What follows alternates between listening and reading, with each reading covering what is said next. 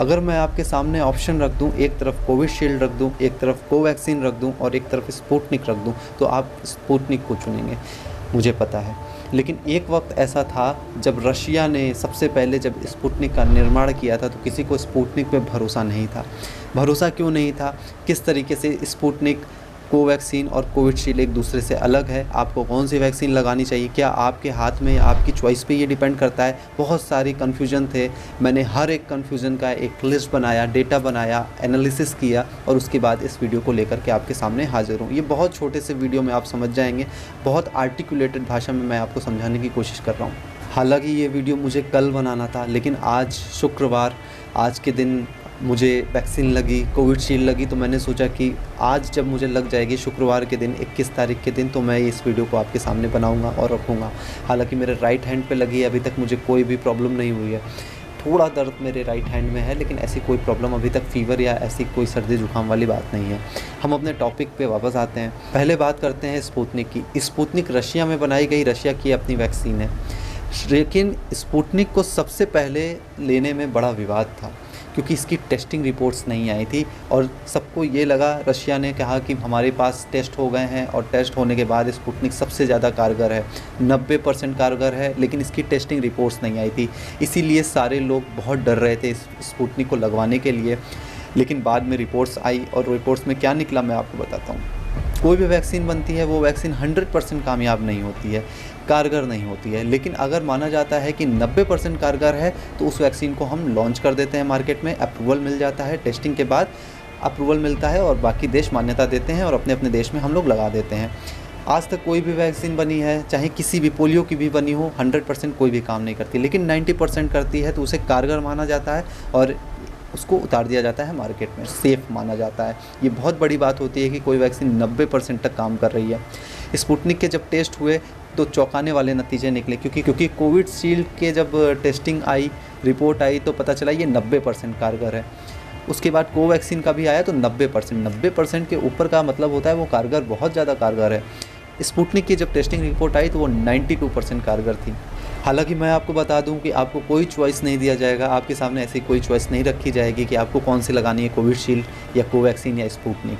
मैं जानता हूँ स्पुतनिक की 2 खेप आ चुकी है इंडिया में और भारत सरकार ने इसी के बाद इसको मान्यता भी दे दी है और बहुत जल्द ही ये लगनी भी शुरू हो जाएगी। लेकिन आपके शहर में जो वैक्सीन आपको लग रही होगी, आपको वही लगवानी पड़ेगी। आपके सामने ऐसी कोई चॉइस नहीं होगी कि मुझे कोवैक्सीन लगानी है या कोविशील्ड लगानी है। तो आप जो भी बुक करेंगे, आपके सामने जो चॉइस आएगी, कोई भी ऐसी चॉइस नहीं आएगी, जो लग रहा है आपको लगाना पड़ेगा।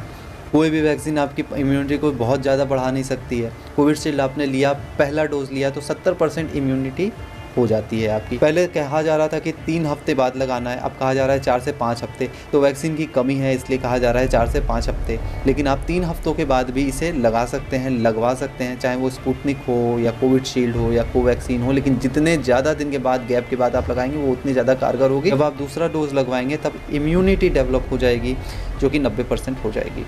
तो मैंने आपको बताया कौन सी बेस्ट है। अगर बेस्ट में कंपैरिजन किया जाए तो तीनों ही कारगर साबित होती है, लेकिन स्पुतनिक थोड़ा 19-20 के मामले में ऊपर है, क्योंकि 92% इसका टेस्टिंग रिपोर्ट आई।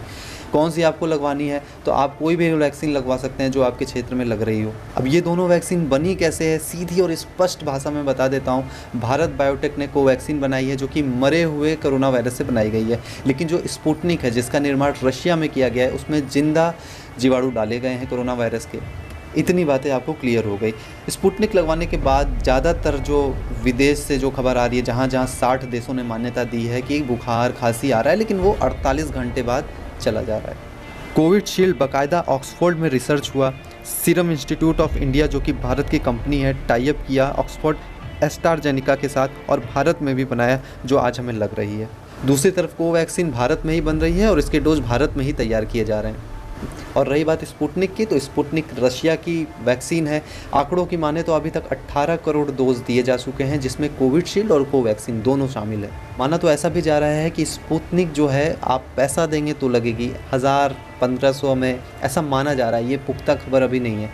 और 5 अलग अलग कंपनियां मिलके इसका प्रोडक्शन करेंगी भारत में। आपको बता दें कि स्पुतनिक को सबसे पहले लॉन्च कर दिया गया था, लेकिन लॉन्च जब किया गया था तब इसकी टेस्टिंग रिपोर्ट्स नहीं आई थी और रशिया को हम सब ने घेर लिया कि रशिया बहुत जल्दबाजी कर रहा है। आपको याद होगा मैंने चांद पे जाने वाला जो वीडियो किया था उसमें रशिया और अमेरिका के बीच में होड़ लगी हुई थी कि सबसे पहले चांद पे कौन जाएगा। ठीक उसी तरह वैक्सीन में भी होड़ लगी हुई थी। रशिया ने सबसे पहले दावा कर दिया कि मैंने स्पुतनिक का निर्माण कर दिया, लेकिन दावा तब कर दिया जब रिपोर्ट आई भी नहीं थी, तभी इन्होंने बोल दिया कि सब कुछ क्लियर है, अब हम लगवा सकते हैं। लेकिन रिपोर्ट बाद में आई और पता चला ये तो ज़्यादा कारगर है। इस वैक्सीन में स्पुतनिक में कोरोना वायरस का कुछ प्रोपोर्शन यूज़ किया गया है। सभी देश के साइंटिस्टों ने माना कि हाँ वैक्सीन अच्छी है। 90% भी अगर कोई वैक्सीन कारगर होती है तो उसे मान्यता दी जाती है। 92% कारगर थी, मशहूर हो गई वैक्सीन स्पुतनिक और 60 देशों ने मान्यता भी दे दी। कई देशों में लगनी भी शुरू हो गई है, लग चुकी। रशिया में तो बहुत पहले से लग रही है। अगर हम भारत की बात करें तो भारत में सबसे पहले कोविशील्ड लग रही थी, क्योंकि कोवैक्सीन के रिपोर्ट्स नहीं आए थे तो हम लोग वेट कर रहे थे, इसलिए सबसे पहले कोविशील्ड लगनी शुरू हुई। फिर बाद में कोवैक्सीन की रिपोर्ट्स आई तो पता चला कि ये भी 90% कारगर है, तो हम दोनों लगाने लगे। दोनों ही को मान्यता दे दी गई भारत में। कोविशील्ड का सबसे पहले रिपोर्ट आया, टेस्टिंग रिपोर्ट आई 90%, सबसे पहले कोविशील्ड की रिपोर्ट आई तो कोविशील्ड लगने लगी। उसके बाद कोवैक्सीन की आई, कोवैक्सीन भी लगने लगी। स्पुतनिक आई, स्पुतनिक भी अब लगनी शुरू हो जाएगी। सबसे पहला देश बना है अमेरिका, जिसने सबसे ज़्यादा लोगों को वैक्सीनेट किया। अब मैं 3 नाम बताने जा रहा हूँ कंपनी के। अगर आप और इन डेप्थ या डिटेल में जाना चाहते हैं तो मैं आपको बता देता हूँ।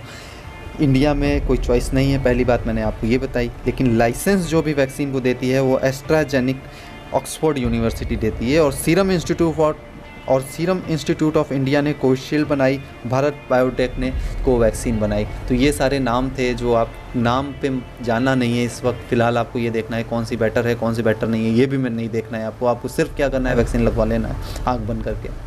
हालांकि अमेरिका एक ऐसा देश था जब कोरोना वायरस आया था, हावी हो रहा था, तो उसने बोला कि वो सबको बचा लेगा, लेकिन जब सबसे ज़्यादा केस कोरोना वायरस के देखे गए उसने सारे एक्सपोर्ट भी किए सारे देशों को वैक्सीन। जब उसने देखा कि उसके ही देश में सबसे ज़्यादा मात्रा में लोग पीड़ित हुए हैं तो उसने वैक्सीन को एक्सपोर्ट करना बंद किया, अपने देश पे ज़्यादा से ज़्यादा ध्यान देने की कोशिश की।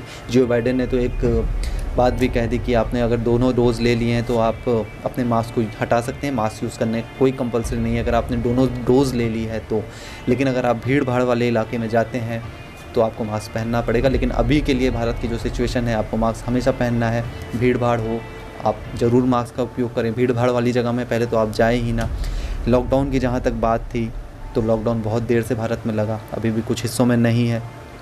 काफ़ी लोगों को नरसंहार किया गया। मैंने कई बार वीडियो में बोला है नरसंहार एक बहुत बड़ी चीज़ होती है। सुप्रीम कोर्ट ने बोला कि नरसंहार हुआ है, यूपी में भी नरसंहार हुआ है। नरसंहार मतलब होता है कि किसी को जानबूझ करके मार देना, मारने की साजिश करना, तो उसे नरसंहार कहते हैं। अगर सुप्रीम कोर्ट अगर ये बात बोलती है तो गलत नहीं बोलती है। यूपी में बहुत देर बाद लॉकडाउन लगा, बनारस, लखनऊ और दिल्ली जैसे शहर को नरसंहार ही हुआ है, मेरे हिसाब से तो नरसंहार हुआ है।